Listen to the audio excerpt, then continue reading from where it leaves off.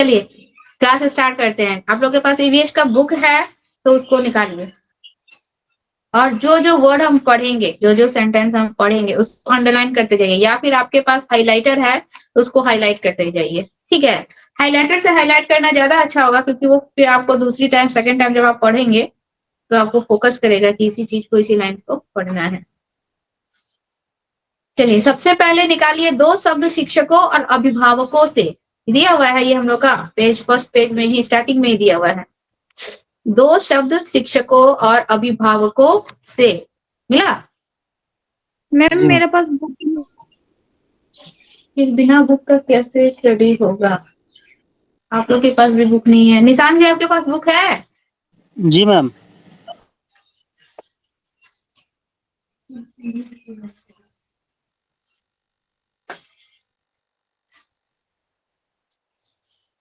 चलिए कुछ कुछ होगा जो आप लोग नोट करते जाइएगा। कॉपी खोलिए, कॉपी पेन खोलिए। चलिए दो, निशांत जी आपको जो बोलेंगे उसको अंडरलाइन करते जाइएगा। कितना आप लोग लेकिन लिखिएगा, बहुत कुछ है इसमें। जो जो हम पढ़ेंगे ना, निशांत जी जो जो बोलेंगे अंडरलाइन करने के लिए उसको अंडरलाइन कीजिए, या फिर हाइलाइटर रखिए, हाइलाइटर से हाईलाइट कर दीजिएगा उस चीज को। ठीक है, तो देखिए जी दो मैम। शब्द शिक्षकों और अभिभावकों से जो दिया है, ये जो हम लोग का 1 या 2 पेज का जो है, इसमें हम लोग को पता है पैडागोजी ईवीएस में 15 मार्क्स हम लोग का ये बुक के अंदर से पूछेगा, और ये 15 मार्क्स का जो हम लोग का पैडागोजी सेक्शन पूछता है ईवीएस का, वो बस यही दो शब्द शिक्षकों और अभिभावकों से आएगा। और भी हम लोग का बुक के अंदर है कुछ कुछ ऐसे वर्ड्स है जो हम लोग का पैडागोजी सेक्शन से पूछता है, वो हम आप लोग को जब चैप्टर्स पढ़ाएंगे तो सारा उस समय बताते जाएंगे। ठीक है, तो देखिए दो शब्द शिक्षकों और अभिभावकों से जो दिया हुआ है कि राष्ट्रीय पाठ्यचर्या की रूपरेखा एनसीएफ 2005 में कथित उद्देश्यों को एक राष्ट्रीय स्तर की पर्यावरण अध्ययन की पाठ्य पुस्तक में प्रस्तुत करने का लेखन मंडल के लिए एक चुनौतीपूर्ण कार्य है। ठीक है, लेखन मंडल पाठ्य पुस्तक के विकास से जुड़े अपने अनुभव तथा मुद्दे को सबके साथ बांटना चाहेगा। देखिए इसके बाद से जो लाइन है ना निशांत जी, उसको अंडरलाइन कीजिएगा। जो हाँ हम पढ़ रहे हैं अभी वो सब अंडरलाइन कीजिए। इस आयु वर्ग के बच्चे अपने परिवेश को समग्र रूप में देखते हैं, भागों में नहीं, तथा इससे जुड़े किसी भी विषय को विज्ञान तथा सामाजिक अध्ययन के रूप में नहीं देखते। ठीक है, अतः यह आवश्यक समझा गया है कि इस पुस्तक में बच्चों के परिवेश के प्राकृतिक और सामाजिक घटकों को समग्र रूप में प्रस्तुत किया जाए। यहां तक इसको अंडरलाइन कीजिए, यहां तक इसको अंडरलाइन कीजिए। इससे क्वेश्चन क्या बनता है पता है? कि क्लास कक्षा 3 में अगर हम लोग देखें, कक्षा 3 के जो बच्चे होते हैं उनका जो एज ग्रुप होता है, उस एज ग्रुप के बच्चे जो होते हैं ना, कि अपने परिवेश में जो कुछ भी है उसको वो भागों में डिवाइड करके नहीं समझ पाते हैं कि ये हम लोग का क्या है, एनिमल है, वो पक्षी है, वो उभयचर है, ये जलचर है, ये थलचर है। इस तरह से वो डिवाइड करके नहीं समझ पाते। ये सांप है, ये छिपकली है, ये हम लोग का केचुआ है, अलग अलग भागों में डिवाइड करके नहीं जान पाते। उसको केवल एक शब्दों में, समग्र रूप का मतलब एक शब्दों में उसको क्या करते हैं, वो एक नाम देकर उसको मेंशन करते हैं। वो क्या है, जानवर या पशु, बस। उसको वो अलग अलग भागों में डिवाइड नहीं करेंगे। हम लोग पहला चैप्टर पढ़ेंगे तो आप लोग को ये चीज और क्लियर हो जाएगा कि कैसे वो समग्र रूप में देखते हैं। तो अपने परिवेश को वो समग्र रूप में देखते हैं, उसको भागों में नहीं बांटेंगे कि यह जलचर प्राणी है, यह थलचर प्राणी है, यह उभयचर प्राणी है। इस तरह से वो भागों में नहीं बांटेंगे। ठीक है, चाहे वो कीड़ा हो, चाहे वो बहुत बड़ा हाथी हो, चाहे वो सांप हो, हर किसी को एक ही रूप से वो देखेंगे, एक ही रूप से आंकेंगे। किस वर्ग के बच्चे? कक्षा 3 में पढ़ने वाले बच्चे। तथा आगे क्या बोल रहा है कि किसी भी विषय को विज्ञान तथा सामाजिक अध्ययन के रूप में नहीं देखते। कक्षा 3 में पढ़ने वाले बच्चे जो हैं किसी भी विषय को विज्ञान और सामाजिक अध्ययन के रूप में भी नहीं देखते। ठीक है, उनको नहीं पता है कि यह विज्ञान की चीजें है या फिर यह सामाजिक अध्ययन की चीजें है। वो उसको परिवेश का ही एक अभिन्न अंग मानेंगे, उसको परिवेश का ही एक अंग मानकर उसको वो जानने और समझने की कोशिश करेंगे। इसीलिए बोला गया है, यह समझा गया है कि पुस्तक में बच्चों के परिवेश के प्राकृतिक और सामाजिक घटकों को समग्र रूप में प्रस्तुत करना चाहिए। हम लोग जो ये 3 की बुक पढ़ेंगे, इस बुक में भी हम लोग सभी चीजों को समग्र रूप में देखेंगे। पहले ही चैप्टर में आप लोग को वो चीज क्लियर हो जाएगा। ठीक है, इतना क्लियर हो गया? इसके बाद अंडरलाइन नहीं कीजिएगा, हम जब बोलेंगे जहां बोलेंगे उसको अंडरलाइन कीजिएगा। अगला है पर्यावरण अध्ययन विषय का पाठ्यक्रम भी अलग अलग विषयों से उप विषयों की सूची लेने के बजाय ऐसे उप विषय थीम प्रस्तावित कर रहा है जो बच्चों के जीवन से बहुत करीब से जुड़े हो। ठीक है, पाठ्य पुस्तक में प्रयास है कि प्रत्येक उप विषय से जुड़े प्राकृतिक, सामाजिक और सांस्कृतिक पक्ष बहुत सूक्ष्म रूप से उभरे ताकि बच्चे उसमें उस पर विचार सोच समझ कर सके। इतना हो गया। इसके बाद का जो लाइन है उसको अंडरलाइन कीजिए।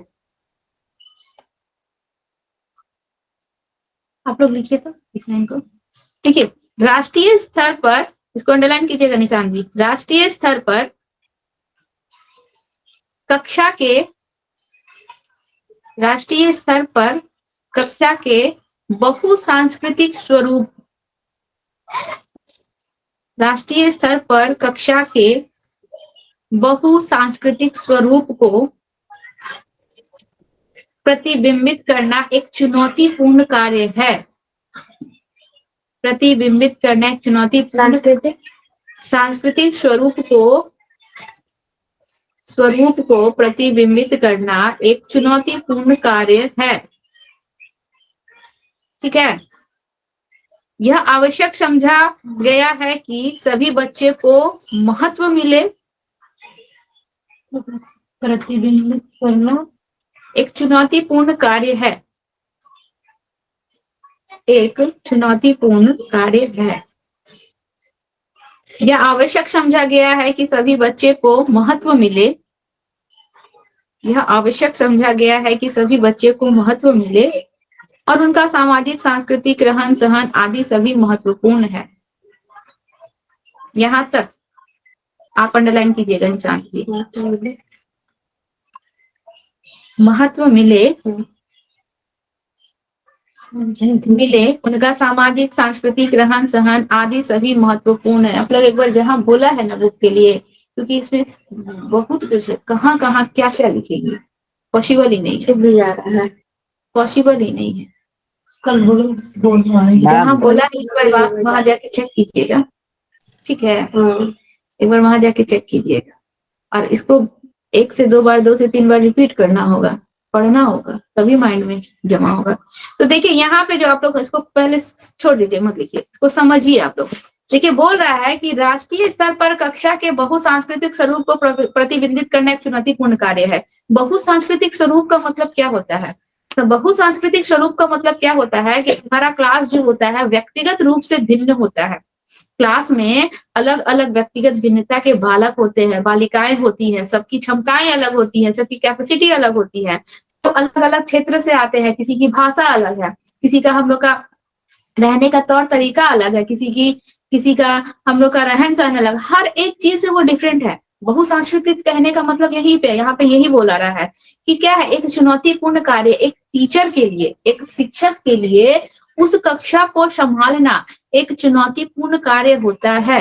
ठीक है, इसीलिए यह आवश्यक समझा गया है कि बच्चों को महत्व मिले। यहाँ बोला जा रहा है कि वहां पे भिन्न भिन्न क्षमताओं वाले बच्चे हैं, भिन्न भिन्न भाषा संस्कृति वाले बच्चे हैं, तो ऐसा ना हो कि उस कक्षा के किसी एक बालक को महत्व दिया जाए और किसी एक को महत्वहीन छोड़ दिया जाए, उसको कोई इंपॉर्टेंस ना दिया जाए, उसकी भाषा को कोई इंपॉर्टेंस ना दिया जाए, ठीक है, उसकी संस्कृति को कोई इंपॉर्टेंस ना दिया जाए, या फिर बाकी बच्चों की तुलना उसके साथ दुर्व्यवहार किया जाए। इस प्रकार का व्यवहार नहीं होना चाहिए। ठीक है, तो बहुसांस्कृतिक कक्षा में क्या होता है, टीचर के लिए एक चुनौतीपूर्ण कार्य होता है। जहां चुनौतीपूर्ण कार्य, चुनौती लिखा हुआ है ना, वहां पे प्लस करके निशांत जी ऐड कीजिए संसाधन।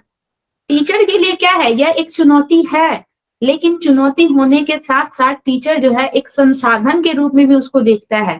यानी कि भिन्न भिन्न कल्चर, विभिन्न भिन्न भाषाओं वाले व्यक्ति हैं, बच्चे हैं वहां पे, तो उसको वो एक संसाधन के रूप में उपयोग करता है। यानी कि उन बच्चों से वह बहुत कुछ सीखता है, या फिर उनके द्वारा बहुत सारी ऐसी चीजें हैं जिनका वह अपनी शिक्षा में क्या करता है, प्रयोग करता है। तो उसको एक चुनौती तो वह मानता है, वह उसके लिए एक चुनौती है, लेकिन उसको वह किस रूप में उपयोग कर रहा है, उसको एक संसाधन के रूप में वो क्या करता है, प्रयोग करता है।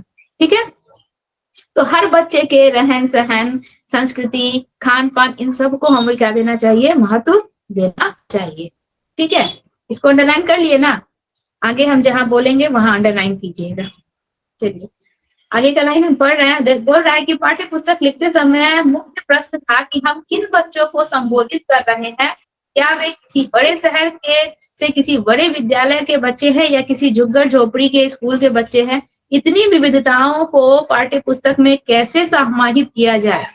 ठीक है, देखिए विविधताएं बहुत तरह की है, लिंग के आधार पर है, वर्ग के आधार पर है, संस्कृति, धर्म, भाषा, भौगोलिक स्थिति आदि सभी को समाहित करना है। ठीक है, तो बच्चों को व्यक्तियों में होने वाली विभिन्नताओं के प्रति संवेदनशील होना चाहिए। ये कुछ मुख्य मुद्दे हैं जो पाठ्य पुस्तक में समाहित है। इसके बाद देखिए, इसके बाद जो लाइन दिया है उसको अंडरलाइन कीजिएगा। अभी नहीं, हम बोलेंगे जहां से वहां से। दिया हुआ है कि इस विषय से जुड़े मुद्दे पर बातचीत से पहले एक विषय पर हम लोग को पढ़ना है। जैसे कि आप निशांत जी हमको बोले थे ना कि मैम वहां जो आप सिलेबस दिए हैं उसमें तो कुछ अलग ही टॉपिक है और हम लोग के बुक में कुछ अलग ही टॉपिक है। देखिए आपको यहाँ पे टॉपिक मिल जाएगा, यहाँ से अंडरलाइन कीजिए। ये चीज आप लोग ध्यान से सुनिएगा। पाठ्य पुस्तक 6 थीम में बांटा गया है। जो भी हम लोग ये बुक पढ़ेंगे, क्लास 3 पढ़ेंगे, क्लास 4 पढ़ेंगे, चाहे 5 पढ़ेंगे, इसको 6 थीम में बांट दिया गया है। ठीक है, 6 थीम में बांट दिया गया। वो 6 थीम क्या क्या है देखिएगा निशांत जी, आपको समझ में आ जाएगा अभी। परिवार एवं मित्र, 6 थीमों में पाठ्य पुस्तक को पूरी तरह से डिवाइड कर दिया गया है। पहले थीम में आता है परिवार और मित्र, दूसरे थीम में आता है भोजन, तीसरे थीम में आता है पानी, चौथे थीम में आता है आवास, ठीक है, पांचवे में यात्रा और छठे में आता है हम चीजें कैसे बनाते हैं या कैसे करते हैं। अब आप जो हमको सब बता रहे थे ना मैम ये वो सब इसके अंडर आता है। भोजन के अंतर्गत हम लोग के जितने भोजन वाले चैप्टर्स हैं, भोजन से रिलेटेड, वो सब आ जाएंगे। परिवार और मित्र के अंतर्गत हम लोग के जितने भी फैमिली से रिलेटेड चैप्टर्स है वो सारे इसके अंडर आ जाएंगे। पानी से रिलेटेड जितने भी हम लोग के चैप्टर्स है वो इसके अंडर आ जाएंगे। इस तरह से थीम में बांट कर कुछ जो भी हम लोग 3 बुक पढ़ेंगे, उस 3 बुक में बहुत सारे ऐसे चैप्टर्स है जो अलग अलग ग्रुप में डिवाइड हो जाएंगे। ये ग्रुप है, परिवार और मित्र एक ग्रुप है, भोजन एक ग्रुप है, पानी एक ग्रुप है, आवास, यात्रा और हम चीजें कैसे बनाते हैं ये अलग अलग ग्रुप है। और ये सब अलग अलग ग्रुप में अलग अलग चैप्टर्स डिवाइड हो गए। ठीक है, तो पाठ्य पुस्तक को कितने थीमों में बांट कर दिया? 6 थीमों में। पहला कौन सा? परिवार, दूसरा भोजन, भोजन, तीसरा पानी, आवास और यात्रा, यात्रा और कैसे चीजें बनाते हैं, हम चीजें कैसे बनाते हैं या करते हैं। ये 6 थीम। और इससे क्वेश्चन प्राय आता है, एक क्वेश्चन इससे रहेगा ही। ये क्लास 3 का बुक है, इसमें एक और क्वेश्चन आता है। ये तो हम लोग के 6 थीम है। इस 6 थीमों में परिवार और मित्र जो पहला थीम है, इसके 2 उप थीम भी हैं, वो इसमें नहीं दिया, वो हम लोग क्लास 4 की बुक पढ़ेंगे तो उसमें देगा। लेकिन 6 थीम होते हैं, इसको याद रखिएगा। परिवार और मित्र, भोजन, पानी, आवास, यात्रा, हम चीजें कैसे बनाते हैं। ठीक है, आगे चलिए, अंडरलाइन कीजिए। देखिए लाइन कहाँ से है, पढ़िए तो। पाठ्य पुस्तक में यह प्रयास किया गया है कि रटने की प्रवृत्ति को कम किया जाए, अतः परिभाषा, वर्णन, अमूर्त प्रत्यय आदि को स्थान नहीं दिया गया है। यहाँ से क्वेश्चन आता है, ठीक है, कि एनसीएफ 2005 या एनसीईआरटी रटने की प्रवृत्ति पर जोर देता है या नहीं। तो एनसीएफ 2005 चाहे एनसीईआरटी कभी भी रटन पद्धति पर जोर नहीं देता है, वो रटने को कभी भी नहीं कहता है। कभी भी नहीं बोलता है कि बच्चे को रट के कोई चीज याद करवा, रटवा के कोई चीज याद करवा दिया जाए। ठीक है, तो यह प्रयास होता है कि रटने की प्रवृत्ति को कम किया जाए और इसके लिए परिभाषाएं हो गया, वर्णन हो गया, अमूर्त प्रत्यय हो गए आदि को स्थान नहीं दिया गया है। ठीक है, परिभाषा, पहले के बुक्स में परिभाषाएं बहुत ज्यादा होती थी, अभी के बुक्स में आपको परिभाषा नहीं मिलेगी। वर्णन, वर्णन भी पहले के बुक्स में बहुत ज्यादा होता है। अमूर्त प्रत्यय, जो चीजें हम नहीं देख सकते हैं वैसी चीजों को भी स्थान नहीं दिया है। कक्षा 3 के लेवल के बच्चों को बताया जा रहा है, ऐसी चीजों को क्या किया गया है, बुक में स्थान नहीं दिया गया। किस किस को? परिभाषा को, वर्णन को और सुनिए ध्यान से, अमूर्त प्रत्यय को, इन सबको स्थान नहीं दिया गया है क्योंकि एनसीएफ 2005 चाहे एनसीईआरटी रटन पद्धति को कम करने की बात कहता है, वो रटने की पद्धति को स्वीकारता नहीं है। इसके बाद आगे और उसी में अंडरलाइन कीजिए, पाठ्य पुस्तक में जानकारी देना बहुत ही सरल कार्य है। ठीक है, वास्तविक चुनौती यह है कि बच्चे को मौका दिया जाए।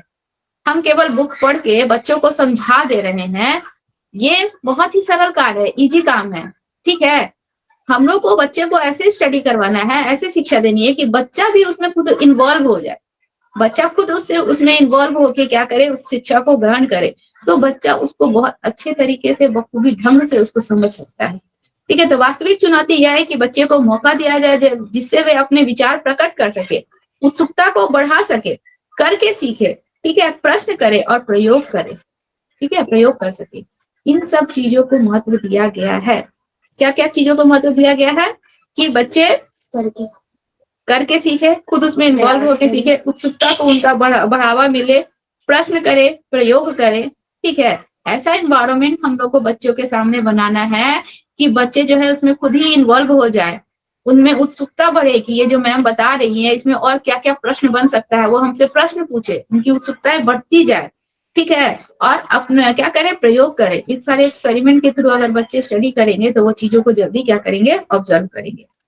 इसके बाद आगे और अंडरलाइन कीजिएगा, इसी में बच्चे पाठ्य पुस्तक से खुशी खुशी जुड़े, इसके लिए पाठों को प्रस्तुतिकरण विविध तरीके से किया गया है कि बच्चे जो है किताब से बोर ना हो, स्टडी से बोर ना हो, इंटरेस्टिंग वे से उसके साथ जुड़े।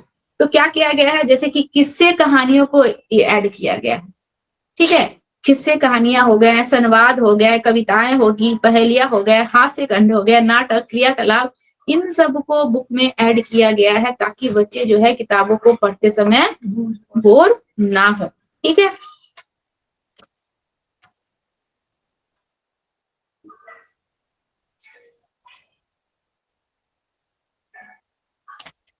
इसके बाद भी अंडरलाइन कीजिएगा, उसी में बच्चों में कुछ बातों के प्रति संवेदनशीलता विकसित करने के लिए अक्सर किस्से कहानियों का इस्तेमाल करना महत्वपूर्ण माना गया है। यानी कि मान लीजिए कोई व्यक्ति गरीब है, उसके पास भोजन नहीं है, क्या कोई बच्चा ऐसा है जिसके पास बदन पे वस्त्र नहीं है, तो बड़े ही संवेदनशीलता के साथ बच्चों को इन सब विषयों पे बताया जाता है। और किस माध्यम से, किस्से कहानियों के माध्यम से बच्चों को इस सब चीजों पर बताया जाता है ताकि बच्चे जो है उनकी भावनाओं को, उनकी फीलिंग्स को समझ सके, ठीक है। इसके बाद अंडरलाइन कीजिए, तो यहां से पुस्तक में प्रयुक्त भाषा भी औपचारिक नहीं बल्कि बच्चों की बोलचाल की भाषा होनी चाहिए। यहाँ से क्वेश्चन आता है, हमें कोई स्टैंडर्ड लैंग्वेज का यूज नहीं करना है, हम इंग्लिश में पटर पटर पटर पटर बोल रहे हैं और बच्चे को इंग्लिश समझ ही भी नहीं आ रहा है, तो क्या हमारे शिक्षा देने का फायदा हो गया। बच्चा समझ ही नहीं पा रहा है कि हम क्या बोल रहे हैं या क्या बताना चाह रहे हैं। इसीलिए स्टैंडर्ड लैंग्वेज का प्रयोग ना करके, ठीक है, औपचारिक भाषा का प्रयोग ना करके बच्चे जिस भाषा में बातचीत कर रहे हैं, उनके आम बोलचाल की भाषा, उसी भाषा में हम उन्हें शिक्षा देंगे ताकि बच्चे उस चीज को जल्दी से सहन कर सके, समझ सके, ठीक है। यहाँ से प्रश्न आता है कि औपचारिक भाषा का प्रयोग करना चाहिए या अनौपचारिक भाषा का प्रयोग करना चाहिए, तो औपचारिक भाषा का प्रयोग नहीं करना चाहिए, उनके बच्चों की आम बोलचाल की भाषा का प्रयोग करना चाहिए। अगला अंडरलाइन कीजिएगा, नेक्स्ट पैराग्राफ में दिया हुआ है कि ज्ञान सृजन के लिए बच्चों का क्रियाशील होना जरूरी है। आप बच्चे को पढ़ा रहे हैं और बच्चे एक्टिव ही नहीं है, बच्चे में कोई रुचि नहीं है, तो क्या बच्चे उस चीज को ऑब्जर्व कर पाएंगे, नहीं। तो ज्ञान सृजन के लिए बच्चों का क्रियाशील होना क्या है, बहुत ही जरूरी है। पर्यावरण अध्ययन की पढ़ाई को कक्षा की चार दीवारी के बाहर से जोड़ा गया है।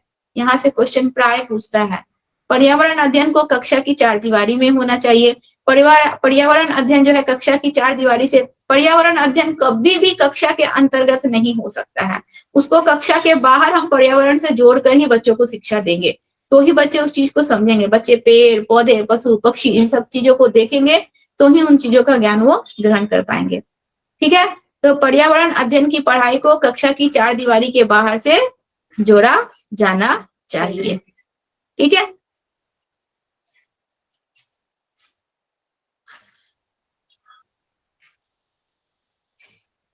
चलिए इसके बाद आगे और अंडरलाइन कीजिए कि पाठ्य पुस्तक में क्रियाकलापों द्वारा बच्चों में अवलोकन क्षमता के लिए बाग बगीचे, तालाब के किनारे, प्राकृतिक भ्रमण पर ले जाने की जरूरत होती है। अवलोकन का मतलब क्या, किसी चीज को ऑब्जर्व करना, ठीक है। मान लीजिए हम बच्चे को जू ले गए, बच्चा वहां पे ढेर सारे एनिमल्स को देखा, कौन एनिमल कैसे बोलता है, कौन एनिमल्स क्या खाता है, कैसे चलता है, उस सबको बच्चा अवलोकन किया, ऑब्जर्व करके माइंड में स्टोर कर रहा है ना। इससे बच्चा क्या हो रहा है, उसका माइंड में स्टोर करने की क्षमता बढ़ रही है, उसकी सृजनात्मक क्षमता बढ़ रही है। उसको किसी चीज को मतलब कितने दिन देर तक वह माइंड में स्टोर कर सकता है। हम वर्बली बच्चे को शेर के बारे में बताएंगे या बकरी के बारे में बताएंगे तो बच्चा उसको सुनेगा, कुछ टाइम तक माइंड में रखेगा, लेकिन फिर निकाल देगा। लेकिन वही चीजें हम उसको प्रत्यक्ष रूप से उस जानवर को दिखा के बता रहे हैं तो बच्चे के माइंड में वो चीजें ज्यादा टाइम तक रहेगी, स्टोर रहेगी। ठीक है, इसीलिए बोला गया है कि अवलोकन क्षमता को, ताकि बच्चा किसी चीज को ऑब्जर्व कर सके। कोई कोई बच्चा होता है ना, देखिएगा किसी चीज को देखेगा ना, वो देख के समझ जाता है कि ये क्या है क्या नहीं, उसके माइंड में वो सब चीज छप जाता है, पिक्चर बन जाता है। तो ये बच्चों के अवलोकन क्षमता को बढ़ाने के लिए ऐसा किया जाना चाहिए कि उनको पर्यावरण से जोड़कर या फिर पशु पक्षियों से जोड़कर चीजों को बताने चाहिए, ताकि किसी चीज को ऑब्जर्व करने की क्षमता उनकी बनी रह सके। जैसे कि मान लीजिए अभी हम आप लोग को कोई चीज भरभरी बता रहे हैं, कोई बच्चा है बहुत ही ब्रिलियंट है, तो जो भी हम उसको बता रहे हैं वो उसको माइंड में क्या हो जाएगा, वो सुना और माइंड में उसको क्या करे, स्टोर कर लिया, स्टोर करके वो रख लिया। सेकंड दिन उनसे पूछेंगे, वो हमारे सारे सवालों का पट पट पट पट जवाब दे दिया। लेकिन आपसे पूछे, आपने उसका जवाब नहीं दिया, यानी कि आपकी अवलोकन क्षमता क्या है, कम है उसकी तुलना में। तो इसीलिए अवलोकन क्षमता को तेज करने के लिए बच्चों को ये सारी चीजें करवानी चाहिए, भ्रमण पे ले जाना चाहिए। ठीक है, इससे उसमें अवलोकन के साथ साथ अन्य कौशलों का भी विकास होगा। अवलोकन का तो विकास हो ही रहा है, किसी चीज को ऑब्जर्व करने की तो क्षमता बढ़ ही रही है, साथ ही साथ अन्य कौशलों का भी विकास होगा। ठीक है, पाठ्य पुस्तक में प्रयास किया गया है कि बच्चे के स्थानीय ज्ञान को विद्यालय के ज्ञान से जोड़ा जाए। ठीक है, केवल हम बच्चे को बुकिश लैंग्वेज नहीं पढ़ाएंगे, किताब में जो दिया गया वही नहीं पढ़ाएंगे, हम उसके स्थानीय ज्ञान को भी जोड़ेंगे कि तुम्हारे आसपास देखो ऐसा माहौल है, यहाँ पे तालाब है, वहां पे मछलियां रहती है, वहां पे बगुले आते हैं, उन मछलियों को खाते हैं। मतलब हम उनके दैनिक जीवन को भी उनसे उनके शिक्षा से संबंधित करेंगे तो बच्चे उस चीज को ज्यादा समझेंगे। केवल बुकिश लैंग्वेज पढ़ाएंगे, बुक की भाषाओं को पढ़ाएंगे तो बच्चे उस चीज को नहीं समझेंगे, लेकिन हम उनको उनके जीवन से जोड़ देंगे, उनके दैनिक जीवन से जोड़ देंगे, उनके आसपास के माहौल से जोड़ देंगे तो बच्चे उस चीज को ज्यादा अच्छे से समझ पाएंगे। ठीक है, क्लियर हुआ?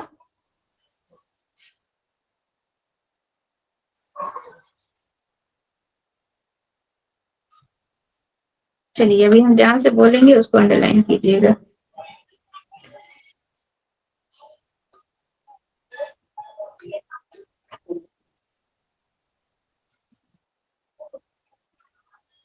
देखिए यहाँ पे एक लाइन दिया गया है, यह ध्यान देने की बात है कि पाठ्य पुस्तक में सम्मिलित क्रियाकलाप मात्र सुझावात्मक है। क्रियाकलाप व प्रश्नों को पाठों के अंत में ना देकर उसे पाठ का ही हिस्सा बनाएं। ऐसा नहीं कि हम बच्चे को पूरा चैप्टर्स पढ़ा दे रहे हैं, इसके बाद अंत में हम बच्चों को प्रश्न दे रहे हैं, नहीं।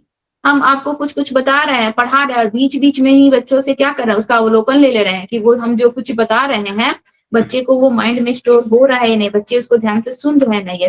यानी कि पाठ के बीच बीच में ही हम बच्चों से क्या करें, प्रश्न पूछे। ठीक है, अतः अध्यापकों को पुस्तक में, इसको अंडरलाइन नहीं कीजिएगा, अतः अध्यापकों को पुस्तकों में दिए गए क्रियाकलापों और इस्तेमाल की गई सामग्री को स्थानीय परिवेश के अनुसार रूपांतरित करना है। ठीक है, पुस्तक में विविध प्रकार के क्रियाकलाप है जो बच्चों को अवलोकन, खोज, वर्गीकरण, प्रयोग, चित्र बनाना, बातचीत करना, अंतर ढूंढना, लिखना आदि सभी कौशलों को सीखने का मौका देता है। ये सारी कौशलें इस पुस्तक में बहुत सारी ऐसी चीजें बच्चों को सीखने का मौका देता है।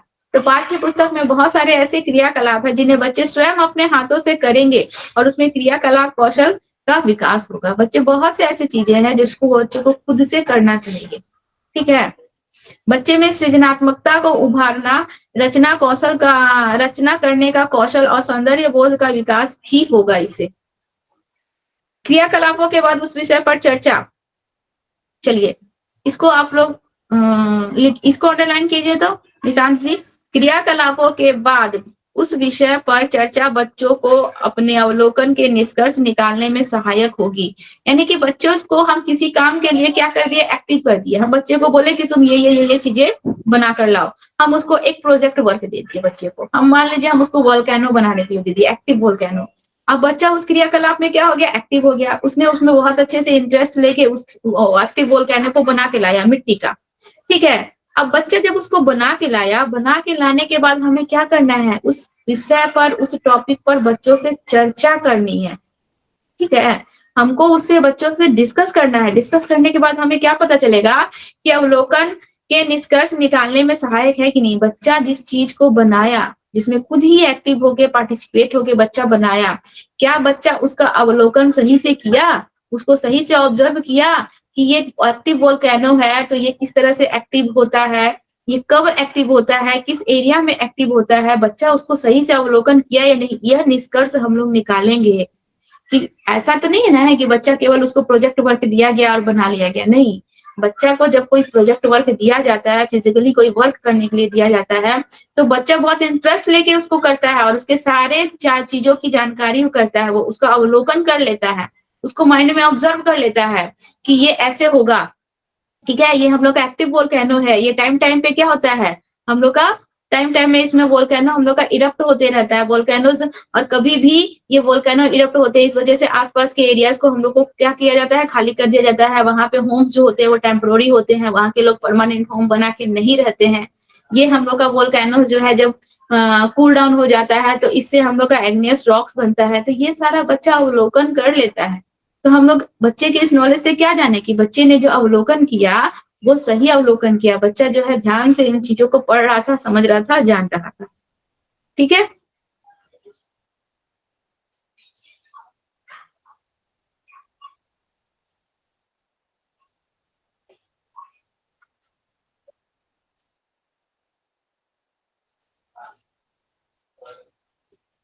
चलिए एक लाइन यहाँ पे है, इसको अंडरलाइन कीजिए तो चित्र इस आयु वर्ग के बच्चों की पुस्तक का महत्वपूर्ण अंग होता है। यानी कि 3 साल के तीसरी कक्षा में पढ़ने वाले बच्चे जो होते हैं उनकी पुस्तकों में चित्र बहुत ही इंपॉर्टेंट है।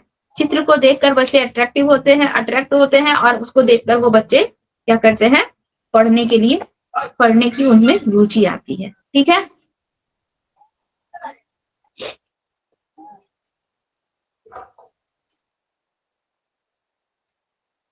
चलिए अगला है, देखिए नेक्स्ट पेज में है, उसको अंडरलाइन कीजिए तो कि पाठ में प्रश्नों तथा क्रियाकलापों का उद्देश्य जो है मात्र सूचना अथवा जानकारी को जांचना नहीं होता है, बल्कि बच्चों को अपने विचार प्रकट करने का अवसर देना होता है, ठीक है। इसको अंडरलाइन कर लीजिए। इसके बाद उसी पैराग्राफ में नीचे है, उसको अंडरलाइन कीजिए। मूल्यांकन एक सतत प्रक्रिया है। सतत का मतलब निरंतर चलने वाली। मूल्यांकन का मतलब पता है क्या होता है, आकलन और मूल्यांकन आप लोग बीएड में भी पढ़ोगे, इसको एक टॉपिक है। तो मूल्यांकन जो होता है ना, ये निरंतर चलने वाली प्रक्रिया है, कभी नहीं रुकती है, ये निरंतर चलती है, ठीक है। हम बच्चे को, हमने एक पैराग्राफ पढ़ाया, अब इस एक पैराग्राफ से हमने बच्चे से कुछ क्वेश्चन पूछ लिया, ये क्या है, ये मूल्यांकन है, ठीक है। हम आंक रहे हैं बच्चों को कि हम इसको जो एक टॉपिक पढ़ा है, ये हमारा ये टॉपिक सुना या नहीं अच्छे से, इससे रिलेटेड हम जो क्वेश्चन उससे पूछ रहे हैं उसको जवाब दे पा रहा है या नहीं। तो मूल्यांकन क्या है, एक सतत प्रक्रिया था। विभिन्न परिस्थितियां जैसे कि अवलोकन करना है, प्रश्न पूछना है, ड्राइंग तथा चित्रकारी करना, समूह में चर्चा करना आदि के दौरान मूल्यांकन होना जरूरी है, ठीक है। ये छोटे छोटे वर्क जो हम बच्चों को करवा रहे हैं, इसके बीच बीच में मूल्यांकन होना बहुत जरूरी है। जैसे कि हम लोग बच्चों का एक होता है हाफ ईयरली एग्जाम, एक होता है हम लोग का फाइनल एग्जाम, लेकिन बीच में छोटे छोटे टेस्ट दिए जाते हैं, तो हम लोग बच्चों का क्या कर रहे हैं, वहां पे मूल्यांकन ही तो कर रहे हैं।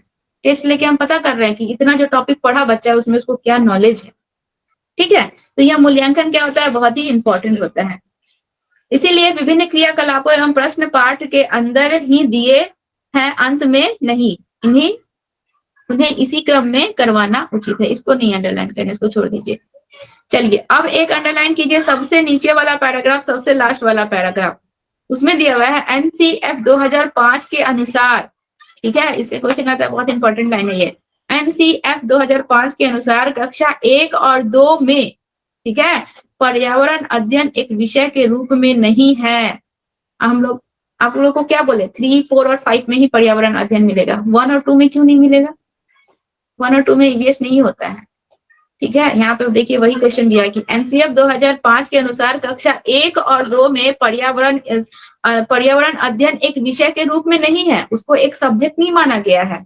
ठीक है, परंतु इससे जुड़े, परंतु पर्यावरण का उनको ज्ञान दिया जाता है। ऐसा नहीं है कि 1 और 2 के बच्चों को पर्यावरण का नॉलेज नहीं दिया जाता है। पता है किसके माध्यम से दिया जाता है? वह भाषा और गणित के माध्यम से दिया जाता है बच्चों को। कक्षा 1 और 2 में बच्चों को पर्यावरण से संबंधित जितने भी ज्ञान है, वह भाषा और गणित के माध्यम से दिया जाता है, लेकिन कक्षा 1 और 2 में पर्यावरण अध्ययन का कोई अपना विषय नहीं है। वो 3 से स्टार्ट होता है, 3, 4, 5 से स्टार्ट होता है। ठीक है, तो उससे जुड़े जितने भी कौशल या सरोकार है, वो गणित और भाषा के माध्यम से बच्चों को दिया जाता है। जैसे कि फॉर एग्जाम्पल मान लीजिए, हम लोग छोटे बच्चे को पढ़ाते हैं तो बोलते हैं कि यहाँ पे 2 मैंगो है, यहाँ पे भी 2 मैंगो है। ठीक है, हम अपना मैंगो भी तुमको दे दिया, अब बताओ तुम्हारे पास टोटल कितने मैंगो है? गणित ही ना हुआ, बच्चे को मैथ्स ही ना सिखाया जा रहा है, लेकिन किससे जोड़ा गया है? पर्यावरण। फल क्या है? पर्यावरण का ही तो एक हिस्सा है इस बात से। और हम लोग उसका प्रयोग भाषा के तो माध्यम से कर रहे हैं, तो इसमें भाषा भी शामिल हो गया।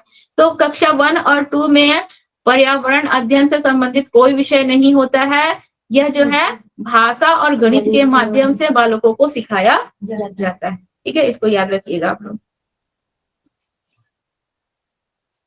इसीलिए एनसीईआरटी द्वारा अध्यापकों के लिए पुस्तक EVS skill through language and the mathematics is easy.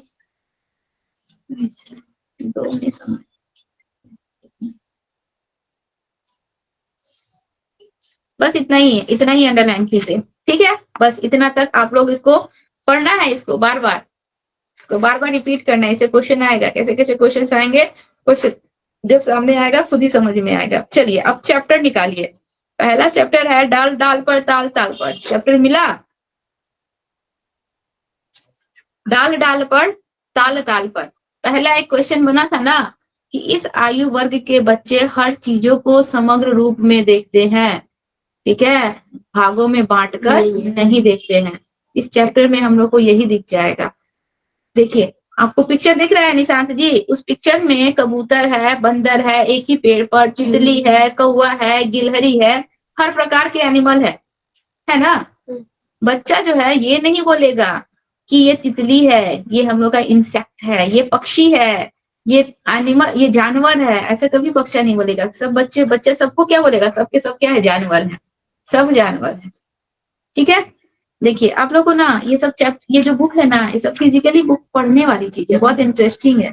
एक एक चैप्टर पढ़ेंगे ना, आप लोग को खुद समझ में आएगा कि ये इंपॉर्टेंट, ये लाइन इंपॉर्टेंट है, यहाँ से क्वेश्चन आएगा। ठीक है, हम आप लोग को बुक तो पढ़ा नहीं सकते हैं ना, हम आपको केवल इंपॉर्टेंट चीजें बता देंगे। हम बुक आप लोग को नहीं पढ़ाएंगे, उतना बुक पढ़ाने लगेंगे तो बहुत टाइम लग जाएगा। ये बुक आप लोग को खुद से नेक्स्ट टाइम, आज हम वीडियो जो भी करवा दे रहे हैं, निशान से आपके बुक है, आज हम जितना करवा देंगे, इसके बाद से आप उस चैप्टर्स को पढ़िएगा। कहानी जैसे पढ़ते हैं ना, बस कहानी मात्र उस चैप्टर्स को पढ़ लीजिएगा। नेक्स्ट टाइम जब हम आपको करवाएंगे तो आपको खुद ब खुद समझ में आएगा कि क्या उसका इंपॉर्टेंस है और क्यों वो लाइन से क्वेश्चन आ सकता है। ठीक है, बस आप उसको केवल एक बार कहानी जैसा पढ़ लीजिएगा। उस दिन हमको बोलना चाहिए था आप लोग को। नहीं मैम, पढ़े थे इसको मैम। ये जो बात ये बोले ना मैम कि बच्चे सभी चीज को जानवर बोलते हैं, ये मिला था पॉइंट मैम। समग्र रूप से देखेंगे, भिन्न भागों में बांटकर नहीं देखेंगे, क्योंकि इस आयु वर्ग के बच्चों की का उतना जो है संज्ञान नहीं होता है कि वो उसको जलचर है, थलचर है, उसमें विभाजित करके देखेंगे, समग्र रूप से देखेंगे। चलिए, तो इसको ये कहानी है एक तरह से। अभी क्या बोले कि बच्चे के बुक्स को ज्यादा से ज्यादा पिक्चर्स होंगे और कहानियों, कथा और कहानियों के माध्यम से, ताकि बच्चे जो इंटरेस्ट लेके उसको पढ़े और सुने। तो ये भी कहानी है। इसमें क्या कहानी है कि एक लड़की जो है बीमार है, खटिए पर सोई हुई है, उसके मुंह पर एक पक्षी जो है वो क्या कर देता है, बीट कर देता है। तो वो उसको धोने जाती है, तो वहां पे वो क्या करती है, तालाब में जब धोने जाती है तो वहां पे भी वो ढेर सारे पशुओं को देखती है और उसको भी वो समग्र रूप में ही देख रही है। ठीक है, चलिए उसके देखिए नीचे में जो दिया गया है कि बच्चे अपने आसपास के लोगों और चीजों को देखकर, समझकर बहुत कुछ सीखते हैं। इस अध्याय से भी कक्षा के बाहर की दुनिया का अवलोकन कराया जाए, कक्षा में बैठकर केवल पढ़ा न जाए। ये बताया गया है कि हम लोग जब भी पर्यावरण का अध्ययन करेंगे तो कक्षा में बैठकर कभी भी हम लोग पर्यावरण का अध्ययन नहीं कर सकते हैं। इसके लिए हमको वातावरण से जुड़ना होगा। ये लाइन एक इंपॉर्टेंट था, उसको अंडरलाइन कर लीजिएगा। अगला आइए नेक्स्ट पेज, पेज नंबर 2 में देखिए, उसमें भी जो नीचे में दिया गया है ना, उसी को अंडरलाइन कीजिएगा कि किताब में जानवर शब्द का इस्तेमाल सभी तरह के जानवरों, ठीक है, देखिए बोल रहा है किताब में जानवर शब्द का जो इस्तेमाल किया गया है वह सभी तरह के जानवरों, चाहे वो कीड़ा है, पक्षी है, स्तनधारी है आदि सभी के लिए किया गया है। इस उम्र में बच्चे कीड़े मकोड़े या सांप या छिपकली आदि बारीकियों को का वर्गीकरण नहीं कर पाते, उसको अलग अलग ग्रुप में डिवाइड नहीं कर पाएंगे, इसीलिए सबको समग्र रूप में वो देखते हैं। ठीक है, इसको अंडरलाइन कर लीजिएगा, वो लाइन हम लोग का इंपॉर्टेंट है। अगला आइए पेज नंबर 3 में हम केवल आप लोग को इंपॉर्टेंट लाइन अंडरलाइन करवा रहे हैं जहां जहां से क्वेश्चन आता है। जानवरों के रंग, रूप, चाल, आवाज आदि देखना तथा उनकी नकल करना बच्चों को बहुत ही रोचक लगता है। ठीक है, छोटे बच्चों को देखिएगा ना, गाय कैसे बोलती है बेटा तो माँ, बिल्ली कैसे बोलती है तो म्याऊं, हर एक का आवाज निकलता है, तो ये बच्चों को बहुत ही रोचक लगती है। तो जानवरों की विविधता देखकर उनके अलग अलग समूह बनाने से ही वर्गीकरण की शुरुआत होती है। ठीक है, इसको अंडरलाइन कर लीजिए। आपको हम जब इसका क्वेश्चन देंगे ना तो आपको ऑटोमेटिक समझ में आएगा कि इसका कैसे आंसर देना है। चलिए पेज नंबर 5 में आइए, पेज नंबर 5 में भी जो नीचे में दिया गया है, ठीक है, देखिए दिया गया है कि पंचतंत्र की कहानी, ठीक है, खरगोश और कछुआ है। खरगोश और कछुआ कहा किसकी कहानी है, तो पंचतंत्र की ये कहानी है। यहां से भी प्रश्न पूछ सकता है, इसको भी अंडरलाइन कर लीजिए, बस वो मात्र एक लाइन।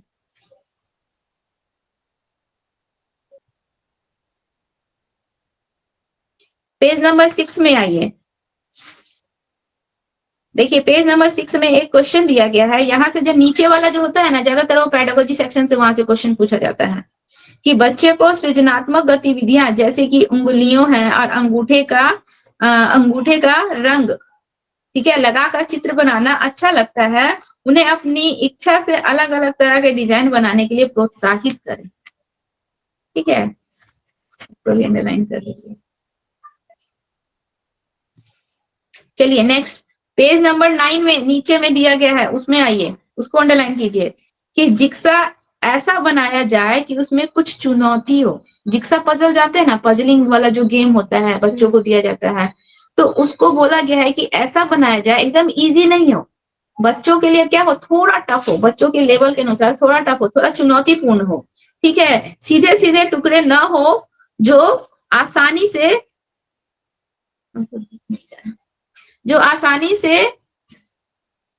ही जोड़े जा सके, क्या हो, थोड़ा सा डिफिकल्ट हो, बच्चे को इस तरह की गतिविधियां करने के मौके दे, उससे उनके कामों की प्रशंसा करे। देखिए यहाँ पे क्या बोल रहा है, बच्चों को थोड़ा चुनौतीपूर्ण काम देनी चाहिए और बच्चों की प्रशंसा भी करनी चाहिए, तारीफ भी करनी चाहिए। इससे बच्चों का मनोबल जो है कभी भी गिरता नहीं है, बच्चों का मनोबल सब समय बना रहता है, इसीलिए बच्चों की प्रशंसा भी करनी चाहिए छोटी छोटी चीजों में। ठीक है, पौधे की पड़ी एक कहानी है, इसमें बहुत कुछ दिया गया है,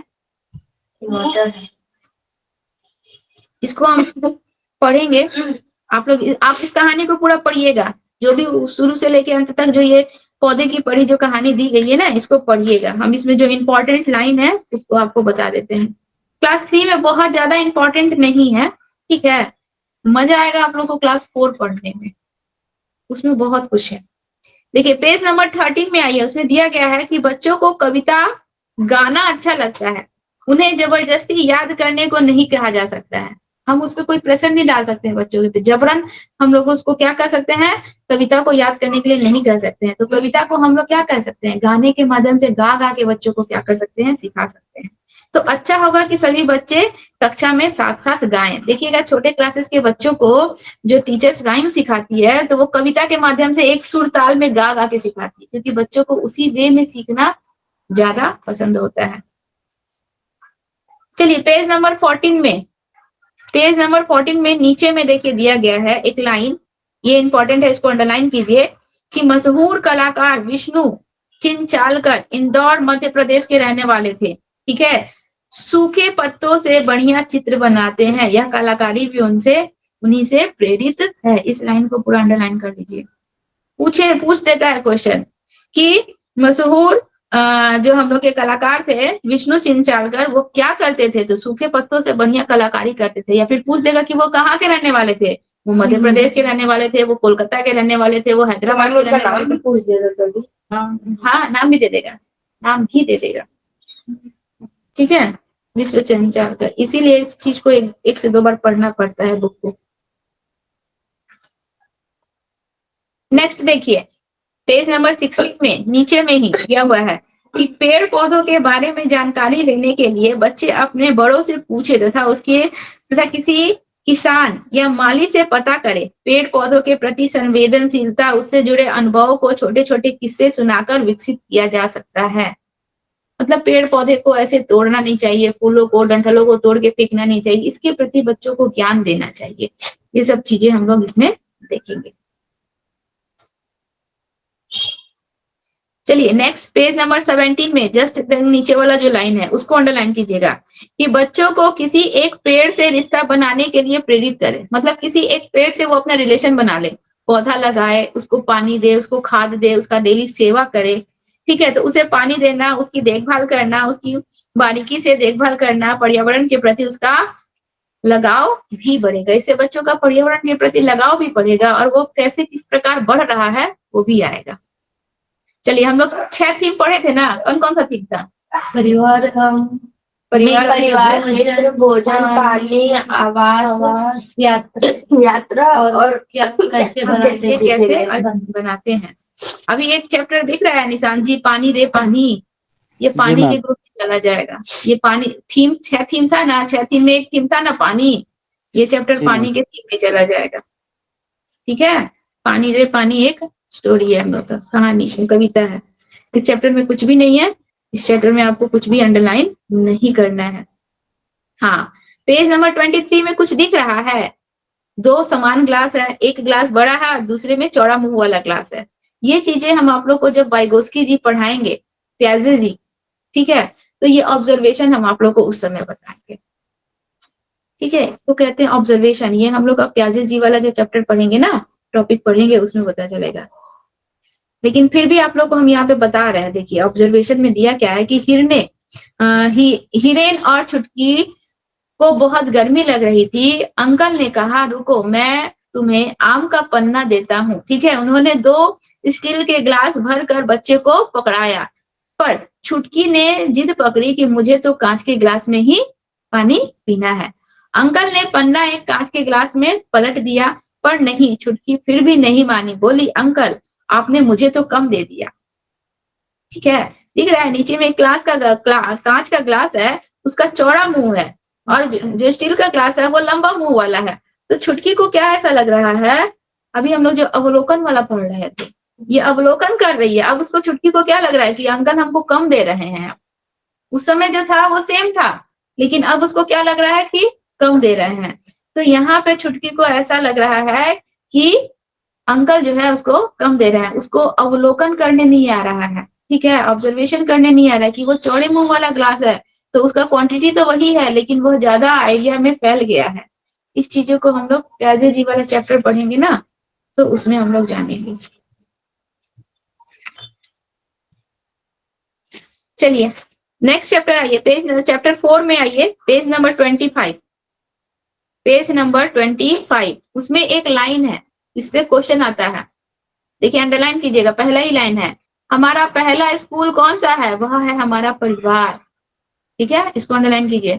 हमारा पहला स्कूल हमारा परिवार होता है। बच्चे परिवार में ही बहुत कुछ सीखते हैं, तब वो स्कूल जाते हैं। बच्चे कभी भी ब्लैंक पेपर स्कूल नहीं जाते हैं, कोड़ा कागज के रूप में नहीं जाते हैं। उनको 2 या 3 भाषाओं का ज्ञान रहता है, उनको अक्षरों का ज्ञान रहता है, बहुत चीज का उनको ज्ञान होता है। ठीक है, तो बच्चों का पहला स्कूल उसका परिवार होता है। यहाँ पे भिन्न भिन्न तरह के परिवारों के विषय में बताया गया है। छोटू का घर पढ़ लीजिएगा इसको एक बार, ये सब कहानी है, सब कहानी को पढ़ना होगा आपको, पढ़ लीजिएगा। चलिए आ जाइए पेज नंबर 32 में, पेज नंबर 32 में आइए। दिया हुआ है नीचे में, जो दिया हुआ है कि बच्चों से उनके घर की बातचीत को संवेदनशीलता से करने की जरूरत है। ठीक है, घर अलग अलग तरह के होते हैं। यह बात ध्यान में रखे कि पाठ में कमरों के बजाय घर के हिस्सों का प्रयोग किया जाए। कमरा का प्रयोग नहीं किया जाए, घर के हिस्सों का प्रयोग किया जाए। ठीक है, यहाँ पे हम लोग छोटू का घर में वही पढ़ेंगे। छोटू एक ऐसा बच्चा है जो जब आया वहां पे उस शहर में, तो उसके पास रहने के लिए कुछ भी नहीं था, कुछ भी नहीं था, कोई जगह नहीं थी। बारिश हो रहा था तो उसको एक ऐसी पाइप दिखी जिस पाइप में घुस के वह लेट गया, और उसी को धीरे धीरे धीरे धीरे वो क्या किया, अपना घर बना लिया। तो इसमें घर के विषय में बताया गया है, तो वो ये चीज को अंडरलाइन कर लीजिएगा नीचे में। ठीक है, पेज नंबर 32 33 में आइए। एक कविता दिया गया है, देखिए बहुत अच्छी कविता है। सदा यही तो कहती हो माँ, घर यह सिर्फ हमारा अपना, लेकिन माँ कैसे मैं मानू, घर तो यह कितनों का अपना। देखो तो कैसे ये चूहे खेल रहे हैं पकड़म पकड़ी, कैसे मच्छर टहल रहे हैं, कैसे मस्त पड़ी है मकड़ी। और छिपकली को तो देखो चलती है जो गश्त लगाती, अरे कतारे बांधे बांधे कहाँ चींटियां दौड़ी जाती।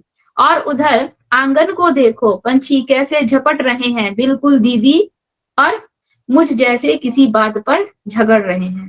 ठीक है, इसीलिए तो कहता हूँ माँ, घर ना समझो सिर्फ हमारा, सदा सदा से जो भी रहता सबका ही है घर यह प्यारा। ये हमारा क्या है, ये हमारा आवास के अंदर आ जाएगा। जो थीम था ना, उस थीम में एक आवास था, वो इस थीम के अंतर्गत आ जाएगा। इसमें एक चीज है इंपॉर्टेंट, जिसको अंडरलाइन कीजिए और आप लोग इसको सुनिए। दिया गया है कि चूहों को देखने की क्षमता कम, चूहों में देखने की क्षमता कम, परंतु सूंघने की क्षमता, छूने की क्षमता और स्वाद वाली क्षमताएं बहुत ही तेज होती है। ये लाइन दिया हुआ है आप लोगों, आप में दिशांत जी। जी मैम। हाँ, इसको अंडरलाइन कीजिए, यहाँ से क्वेश्चन आता है।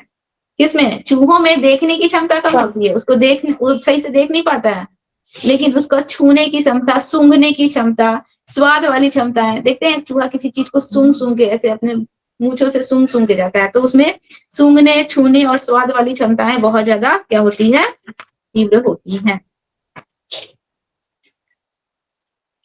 कितना टाइम है? अच्छा ठीक है, चलिए। खाना अपना अपना, ये हम लोग का भोजन थीम के अंतर्गत आ जाएगा। यहाँ पे बहुत सारे बच्चे हैं जो अपने अपने भोजन के विषय में चर्चा कर रहे हैं। ये भी चर्चा बहुत संवेदनशीलता से होनी चाहिए। किस बच्चे को भोजन, किसी बच्चे को प्रॉपर भोजन मिलता है, किसी बच्चे को प्रॉपर भोजन नहीं मिलता है। किसी बच्चे की माँ किसी दूसरे के घर काम करती है, तो वहां से जो बच्चा कुछ खाना आता है उसको अपने बच्चे को खिलाती है। कोई बच्चा भूखे ही सो जाता है। तो यहाँ पे इस चैप्टर में उसी सब का डिस्कस किया गया है। ठीक है, तो चलिए पेज नंबर 37 में जो नीचे में दिया है उसको अंडरलाइन कीजिएगा। दिया गया है कि बच्चे एक खुले माहौल में अपनी बात बेझिझक कहते हैं। ठीक है, उनमें किसी प्रकार का संकोच नहीं होता है। एक दूसरे के खाने के बारे में सुनकर हम अपने खाने से जुड़े संकुचित सोच से हट सकते हैं। इसी से दूसरे लोगों के बारे में हमारी समझ बढ़ेगी। बच्चे से संबंध बनाना और ऐसे माहौल बनाना जरूरी है जहां उनकी बात संवेदनशीलता से सुनी जाए। ठीक है, ये चीज हम लोग का इम्पोर्टेंट है। और जितना भी हम आज आप लोग को पढ़ाएंगे, उसको एक बार घर में वो सारा कहानी जाके पढ़िएगा, और उसके बाद वाली चैप्टर्स को, स्टोरीज को भी पढ़ लीजिएगा। चलिए पेज नंबर 39 में आइए। पेज नंबर 39 में देखिए ऊपर से तीसरा लाइन है, उसको अंडरलाइन कीजिए कि 4 महीने तक छुटकी केवल अपनी माँ का ही दूध पिएगी, वही उसका खाना है। यानी कि 4 महीने तक शिशु जो है माता के दूध पर ही जिंदा रहती है। वो बाहर के ठोस पदार्थों को 4 महीने तक शिशु नहीं खाते हैं। मिला? ठीक है, अगला है, नीचे आइए। देखिए यहाँ से हमारे टाइम पे क्वेश्चन आया था और हम इस चीज को पढ़े नहीं थे, हमको आइडिया नहीं था कि इसका आंसर क्या होगा। देखिए दिया गया है कि जिन चीजों को तुम ज्यादा खाते हो उन पर गोल का चिन्ह लगाना। जैसे चावल हो गया, रागी हो गया, मक्का हो गया, बाजरा हो गया, गेहूं हो गया, जई हो गया, कप्पा दिया हुआ है, एक वर्ड दिया है कप्पा, और ब्रैकेट में दिया गया है टेपिकोआ। हमारे टाइम पे यही क्वेश्चन आ गया था। ठीक है, हम दोनों नहीं सुने हैं। हाँ, हम भी नहीं पढ़े थे ये सब, बहुत सी चीजें जो थे हम छोड़ दिए थे, बोले थे ये सब इंपॉर्टेंट नहीं है, इसको पढ़े ही नहीं थे हम।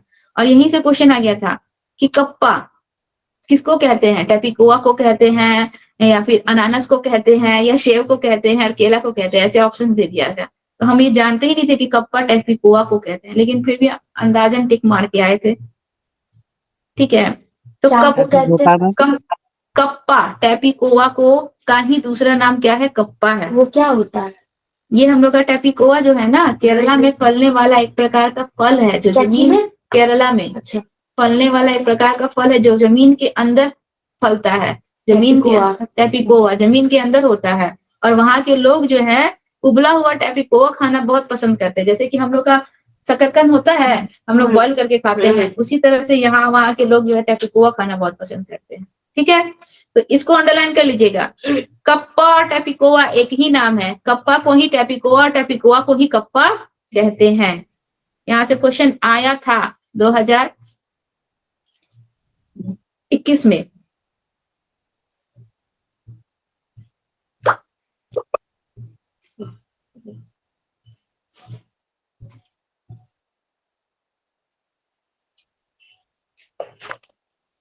चलिए आइए, नेक्स्ट आइए, पेज नंबर 41 में आइए। देखिए यहाँ से आप लोग को थोड़ा इंटरेस्टिंग क्वेश्चन, अब वहां तक थोड़ा बोरिंग लगा होगा कि मैम क्या पढ़ा रही है, समझ में नहीं आ रहा कुछ।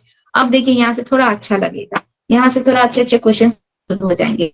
पेज नंबर 41 में देखिए दिया गया है ब्रैकेट में, लीचेन एक लड़की का नाम दिया गया है। देखिए इसके विषय में बताया गया है, बोल रही है कि मैं हांगकांग में रहती हूँ, मुझे और मेरी माँ को सांप खाना बहुत पसंद है। ठीक है, जब भी हमारे सांप खाने की इच्छा होती है तब हम पास के एक होटल में जाकर लिंग हू फेन खाते हैं। इस सब को अंडरलाइन कीजिए, ये बहुत इंपॉर्टेंट है। यहाँ से क्वेश्चन बनता है कि सांप के द्वारा बनाया गया कोई एक आइटम का नाम बताइए, उसको क्या कहते हैं? उसको लिंग हू फेन कहते हैं। ठीक है, उसको अदर और 3 नेम दे देंगे।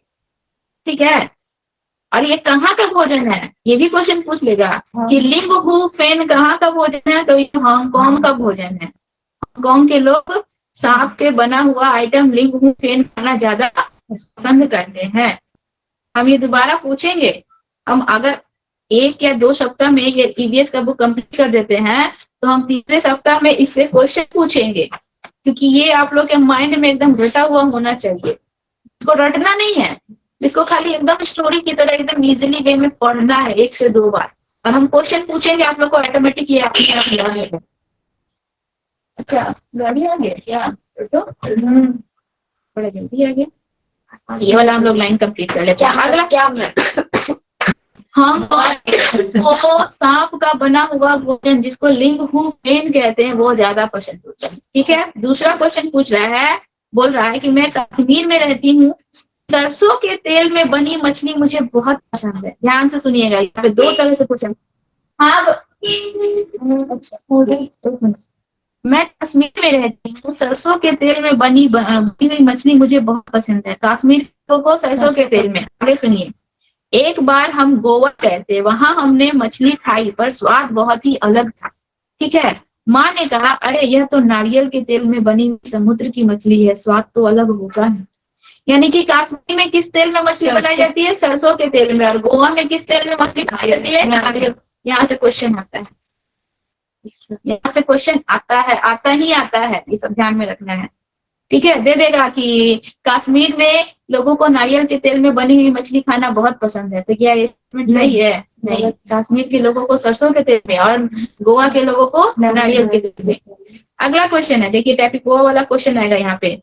मैं केरल में रहता हूँ, मुझे सबसे अच्छी 2 चीजें लगती हैं, वे चीजें मेरे घर के आंगन में ही उगती हैं। ठीक है, ऊपर ऊंचे पेड़ पर और दूसरा जमीन के नीचे बस नारियल डली हुई। ऊपर ऊंचे पेड़ पर क्या हो रहा है? नारियल डली हुई किसी भी कड़ी के साथ उगा हुआ टैपिकोआ। टैपिकोआ कहाँ? जमीन के नीचे मिल जाए तो क्या मजा है। तो टैपिकोआ कहाँ का फल है, कहाँ उगता है? केरला में, जमीन के अंदर, और नारियल जमीन के ऊपर। और केरला के लोगों को टैपिकोआ, उबला हुआ टैपिकोआ और नारियल डली हुई कड़ी खाना बहुत पसंद है। ये चीज आप लोग ध्यान में रखिएगा, यहाँ से क्वेश्चन आता है। इसके बाद नीचे में जो दिया गया उसको भी अंडरलाइन कर लीजिए कि बच्चों को भोजन से जुड़ी विविधताओं पर खुलकर चर्चा करें उनके परिवार से जुड़े अनुभव सुने और भोजन के विविधता को सम्मान दे। ठीक है, आज हम लोग यहीं तक करते हैं, बाकी का हम लोग, आप लोग को अगर इच्छा होगा